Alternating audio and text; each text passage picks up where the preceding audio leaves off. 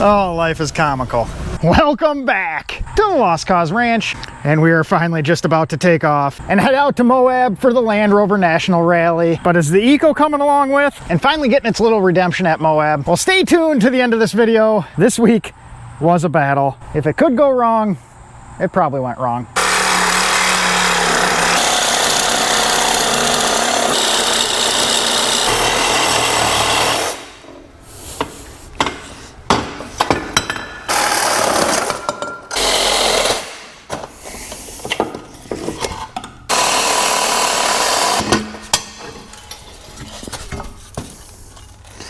Yeah, it shouldn't have that much stuff coming out of it. All right, we're chopped up to where we can piece it back together with some cats that aren't broke up. I don't know if you can see it, but that guy is pretty roached out.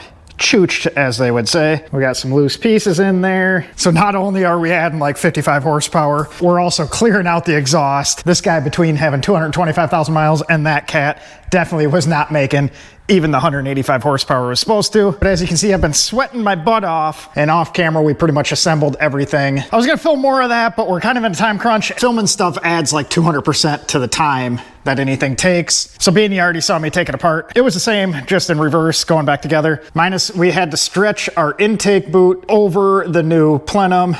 This throttle body is larger than the standard 4-liter one, but we got that to work. We're also gonna have to sort out something for the brake booster because the Callaway intake does not have the provision for that. Sold T into a different vacuum source for that. But otherwise, we should be set to go. We just need to add some fluids, and hopefully everything just fires off without a glitch.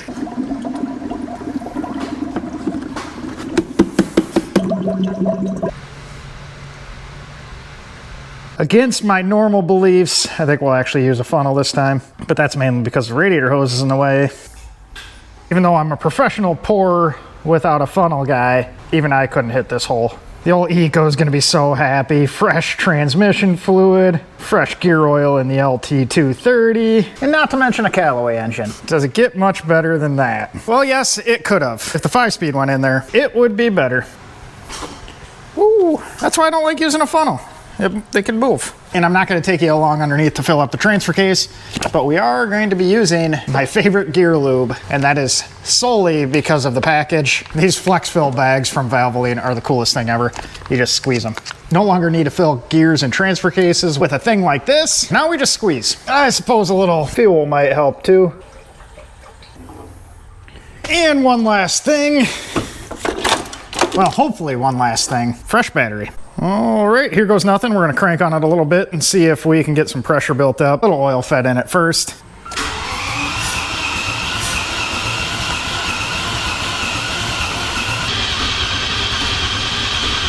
Well, we just can't do it without a little bit of a hitch. That puddle there is not supposed to be there. The fuel is supposed to go inside the engine, not outside. But it looks like we got an O-ring not happy on the number 2 injector. Well, I wanted to do this inside, but theme of this video, we're running out of time and we need to swap back over to the 20s and get some fresh oil in the 405. So I guess we'll have to do that in the parking lot.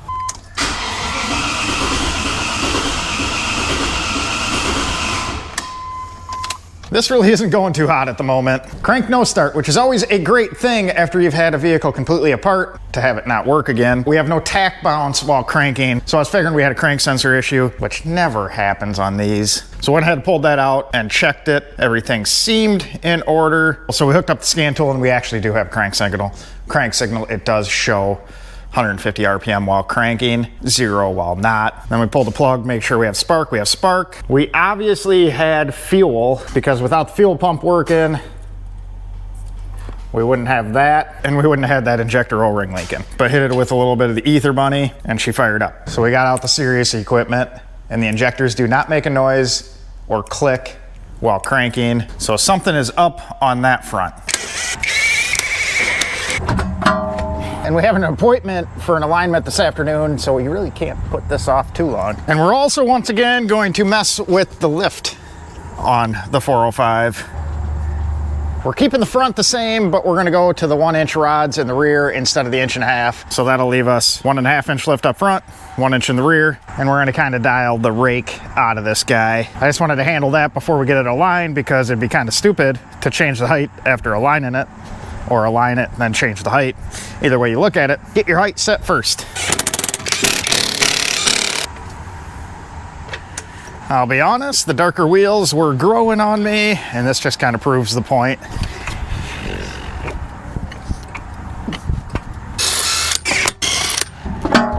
And we're going to check the torque on the spacers, so nothing funny happens there.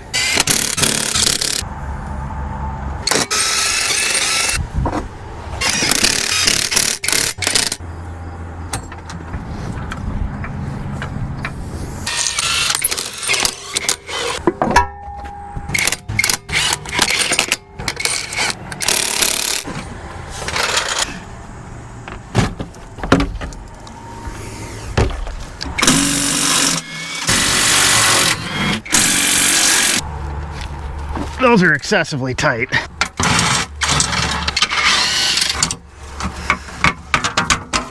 Now this whole deal would be considerably easier on the hoist. I guess it is what it is. So found this pretty interesting. The 405 has been starting a little rough. If I let it sit for a full day or two, you have to hit the button a few times to get it to crank over. So before we take off, figured a battery to be in order. Got some pretty good life out of that guy. That's the original battery, just over 10 years. Can't complain about that. The Germans make the good ones. Guess at least something worked better than it was supposed to around here. So we got the oil change and a little bit of a wash done in the 405. Now it's time to sort out the exhaust on the Eco. We have everything cut down, and this guy's gonna fit in something like that. Try that. This is awkward. All right, grab a measurement. So 6 inches.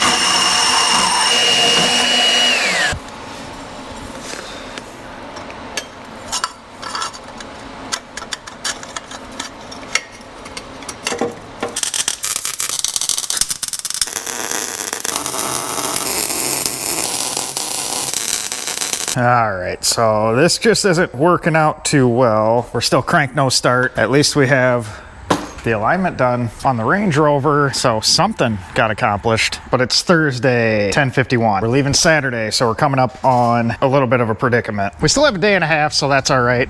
But the Range Rover also needs a trailer brake controller installed. We need to once over the trailer, go through the bearings, check the brakes, pack up all our tools. So we're coming up against a bit of a wall on this guy. I'm gonna give it until 4 o'clock this afternoon, trying to get this guy fired off. And after that, I think we're gonna pull the plug on the Eco, just because we have all that other stuff to do. And we also need to actually put some miles on this before we trailer it all the way out to Utah for no reason. The Eco just doesn't want to do Moab for some reason. I mean, it's my own fault. I started this project too late, but then having the flywheel issue and not getting this inside here set us back a couple days, trying to see if we could sort that out before going back in with the automatic. So it just hasn't gone great. But that's the way it goes. I'm gonna quit talking to the camera, start hopping through some stuff. We have the fuel pressure gauge hooked up. We're gonna see if we have the correct fuel pressure going. We obviously had the one injector O-ring leaking a bunch of fuel, so we have fuel coming, but maybe we don't have enough. Like I said, it pops off with starting fluid. Here, I'll have you guys check it through the dirty window here while we crank. Key on. We have 37, 38 PSI. That's right where it's supposed to be. And it stays there while cranking. And then we yanked a plug out to check spark. And then also see that they are bone dry, no fuel. I can't see around corners, so I'm gonna have you guys check. And let's see if the spark plug fires. And we have that, so that kind of points us into the fuel injector zone. I'm guessing something is going on that front. Earlier off camera, I also checked to make sure our fuel cutoff switch wasn't the problem too, but that guy pulls and resets. Also jumped it, just to rule that out. All right, so we're gonna start checking some wiring here. We should have a constant power, and then we're gonna have a pulsed ground. Well, crank, a little over 12 volts. I'll check the rest of them just to make sure, but it looks like we are probably gonna have power. So it might be on the signal side, which I don't have a set of Noid lights here, so I might have to go pick some of those up and see if we are getting a signal, which I'm guessing we aren't if we have power. But either way, we'll go through, pop this off, let's check the neighbor here, plug her in, voltage, so that's good. I guess. Would have almost been easier if that wasn't the problem, because then it would have almost guaranteed that it was something in the wiring that broke. This is a 30-year-old harness. We did flex it more than it's been flexed probably in a long time, so that is a possibility. It just stinks when you pull something apart that was running and you put it back together and it's not. And the other side is all good. The only thing I'm gonna do is try and prop this up, stack it with everything else, and I'm gonna make sure that voltage doesn't go away while we crank. Drops down to 10.5, but it should be good, so that doesn't disappear. Pulled the crank sensor again. Had this out a couple times. I don't know if we can get it on camera, but you can kind of see that dark line around there. It looks like it might be touching something, which is probably not good. Pull the cover plate back off the transmission, and it does look like there is one of the little tone ring fingers, I guess you would call it, potentially rubbing. Looks like a rub mark to me. So I'm guessing that's not helping anything. The only thing that's throwing me for a loop is we have spark and it fires up with starting fluid, but maybe it's just enough to not fire the injectors off when they need to be fired off, or we might be seeing like the incorrect RPM signal. The only thing that worries me is I don't believe I have another one of these at the shop, and we're in Iowa, like I always say, which is going to pose a problem. So I'm hoping if we straighten that out and it no longer touches, that this sensor's still good, which we have a shot being we have spark. I mean, I do have one spare sensor that was on the Callaway engine, but that one's even worse off. So we're going to spin this guy over to the other side here so we're going to attempt to spread that back to where it's supposed to be. And it almost looks like we have another one over here, which that's awesome. You can definitely see how bent in that is. That one right there. All right, so there was two of the little fingers bent in. I got them bent out. What I'm gonna do is put the crank sensor back in. Fingers crossed that guy is fine. But once it's in, we'll keep cranking it over. I can look up through here and I should be able to make sure that nothing is touching. We still have time. All right, so up through there is the little crank sensor nub. And it looks like it is clearing everything. So we're gonna give this a shot, make sure it's all plugged back in.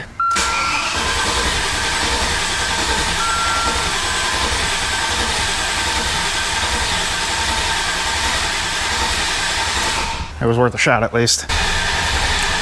So our cranking RPM didn't change. I was kind of hoping that if it was knocking against those two fingers, it would mess the signal up, because it's got like a missing tooth to count so it knows where it's at, but maybe it frickin' chooched the sensor. I do have another yellow GEMS vehicle, so maybe I'll crawl under there. All right, so we got our little light kit.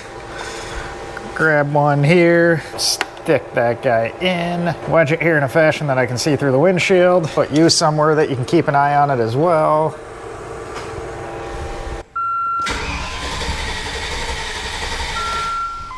Oh, that's interesting. I wasn't expecting that.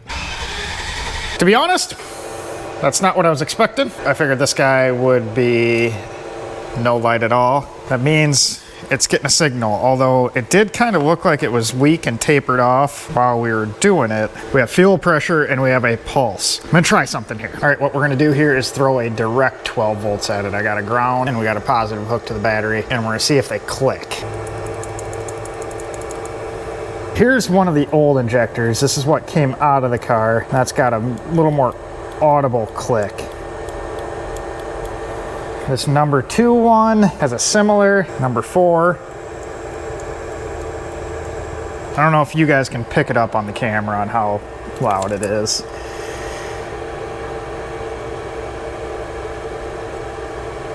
So that's got nothing. All right, so leading theory right now, we're just throwing stuff at the wall. The injectors from the Callaway might all be froze. It's not a very likely scenario to have 8 of them like that, but I've had the engine for 4 years now and haven't ran it. Who knows how long it sat before I had it. It could have gummed these guys up and locked them up, and we're fighting injectors that just don't open. So, I figured we'd run the Callaway injectors that had a damn near a couple 100,000 miles less than the Eco's original ones, but maybe that was a mistake. All right, I just went through and shocked 6 of the 8 and got a few of them to click audibly by swapping the positive and negative back and forth on the terminals.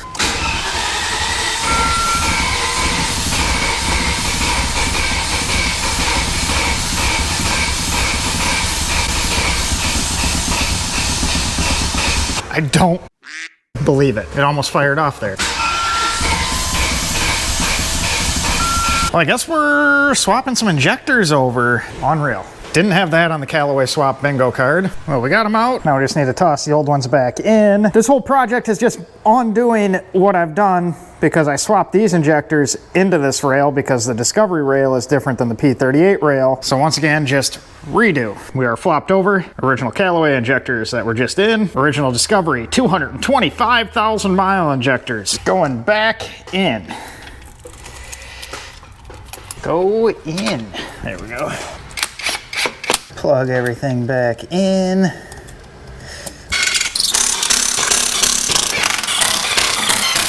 Plug everything back in. Give it some juice again. And let's see what happens.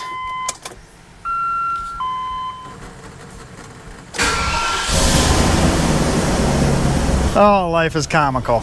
And I kid you not, we're a minute shy. Still don't know. This is still cutting it a little close because I'm not sure what other issues we're gonna come up with, like the fuel rail leaking.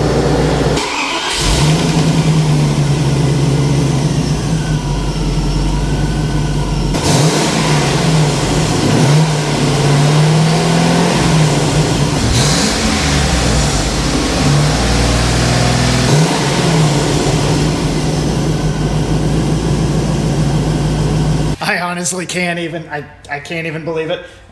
It is running. It sounds a lot healthier than the old 4-liter. Feels quite a bit snappier on the throttle, a lot a bit throatier. Part of that's gonna be we got high flow cats in it versus the old tired plugged up factory ones. But now we just need to check everything over, clean up my frickin' disaster, and tonight we'll decide whether we're still gonna pursue taking the Eco out to Moab. If we are, we still have to go through the trailer, check that over, check the bearings, check the brakes, and then also get the trailer brake controller in the Range Rover. So I'm not sure. I don't know if it would be smart to try and hammer everything together, and if we are asking for trouble by taking this out, because we still have to do the front bumper. I gotta reline the winch, clean up some of the winch. It's acting a little finicky. Decisions. Well, this is a welcome sight to go back on.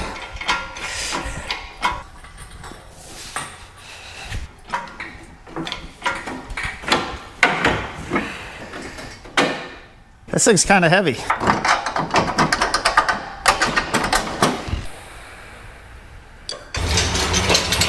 After many weeks, it's starting to look like a vehicle again. So you're telling me there's still a chance. If we take the Eco, I fully intend on needing this guy.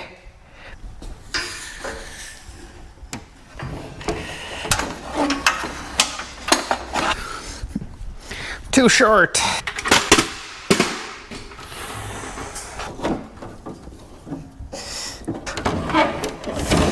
And since we obviously have plenty of time,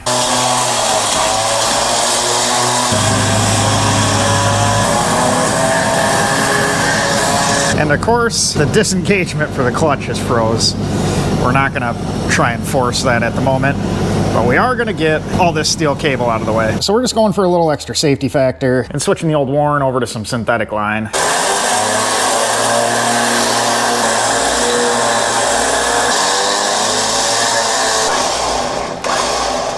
Much better. So we got the hot rod Callaway engine. So we're just furthering the hot rod aspect and pulling a bunch of weight off the front end, going from steel cable to synthetic line. No, but in all seriousness, steel cable is kind of old technology, especially on vehicle winches. There is a lot of built up energy in steel cable.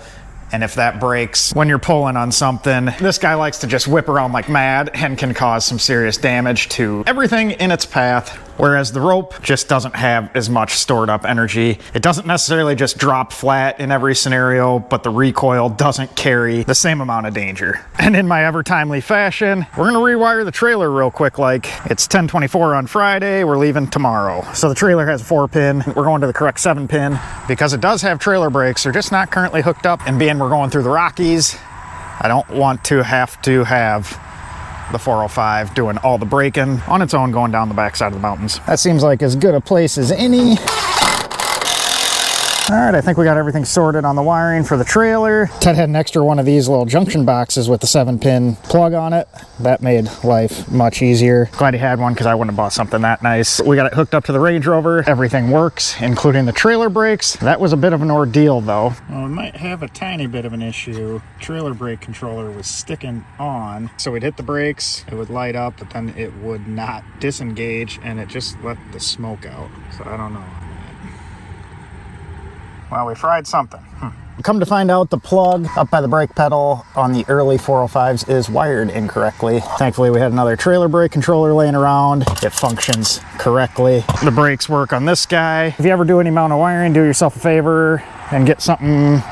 This is the Walmart brand, but like a Milwaukee pack out or anything, and put all your stuff there. We keep our self-tappers and whatnot in this one, and we got some zip ties and fasteners in that one. Sure beats searching around for everything, and you can carry these right to where you're working, and then snap them right back into place after you're done. We just have to check the bearings on the trailer, but it is Maiden voyage time. We're gonna go see how the Eco goes down the road because I'm not gonna waste the time going through the bearings if this isn't gonna make it. And we're off. I didn't put all the insulation back in underneath the shifter, so it's a little louder. We're gonna go grab a little fuel. Going down the road pretty decent. It's a ton of bit snappier than the old tired 4-liter hot rod like I told you. We're gonna head back to the shop. We'll give it a once over, make sure nothing's puking out the bottom. It's been a whirlwind couple weeks, but especially the last 2 days. But it's Friday, 2 o'clock. We're cruising the Eco. I'm happy about that. We made it back. You can definitely tell it's starting to adjust itself to the new big block. When we first fired it up, it was hunting around a bunch for idle and doing some goofy things, but the more I'm driving it, it's starting to settle in. It's also leaking something. Appears to be coolant. Wouldn't have it any other way. It looks like it's out of the radiator hose. And out of the other end of the radiator hose. What the junk?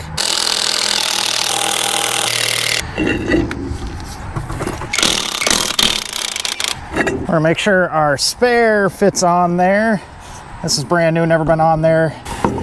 And everything's good. The wheels on the trailer just have quite the dish, so I wanted to make sure we were gonna clear the inside. We're an old school wheel bearing kind of guy now. Checking everything over, adjusting the brakes. They haven't been used in a long time, so we got those set up right. Repacking the wheel bearings. They're a tad loose, so we'll pull them apart, clean them, get everything tightened up, greased up, and hopefully the trailer won't be the problem on this trip. Shouldn't have mentioned that though, because the way everything's going, probably will be.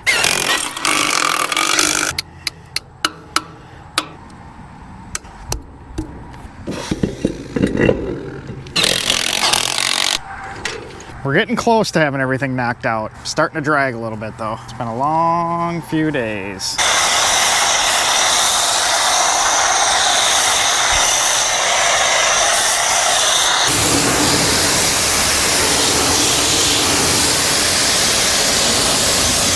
You ever have the feeling that someone is just trying to tell you something? I'm kind of getting that feeling right now, so needed to go get another ball mount for the 405. This is a 2-inch drop.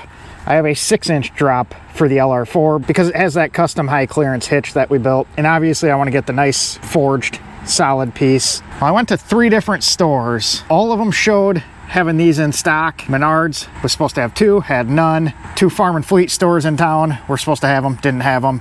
Ended up getting this at Walmart. So we have one, but I just don't know if that's a sign. It's almost like there's some sort of divine intervention telling me not to take the Eco. I don't know what it is with this thing and Moab, but it just doesn't ever seem it wants to make it easy. But the final judgment here is hooking the Range Rover up to the trailer. The trailer brakes are working. They just aren't really grabbing hard enough. I just went ahead and adjusted them. So that's gonna be our call on whether the Eco goes or not. The brakes grab, we'll chance it because this guy's pretty much ready to go. There's a couple small things I can attend to out in Utah, but if the brakes don't work, it's just not worth it. We're leaving in 26 minutes. And to tell you the truth, I'm just freaking tired. It's been a battle, but as usual, it's my own fault, but I do love to put myself into some predicaments.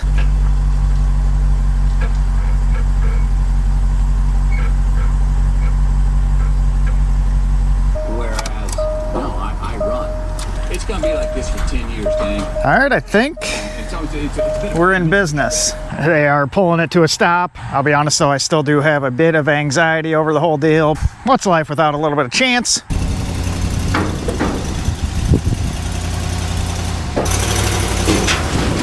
Well, we are loaded up. Here goes nothing, I guess. My anxiety is kind of through the roof right now. We're driving out with a Range Rover I just got. A 10-year-old Range Rover I just got. With a trailer I also just bought. And the Eco Challenge, which we just swapped the Callaway engine into. I'm my own worst enemy. I create all my problems in life, but sure is an interesting one nonetheless. We're gonna head out to Moab. We got 1,300 miles.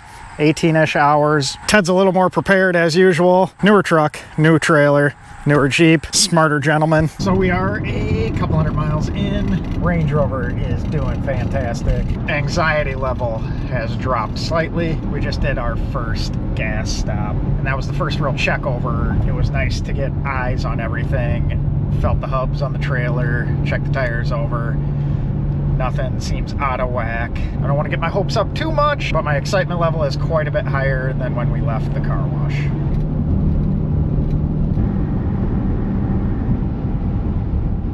Just a few short months ago on the Rover Bowl, we stopped at what is the finest of gas stations in Nebraska. Yes, that one. Well, we made it to Colorado, and we had a bit of an incident. She's a bit rough shape.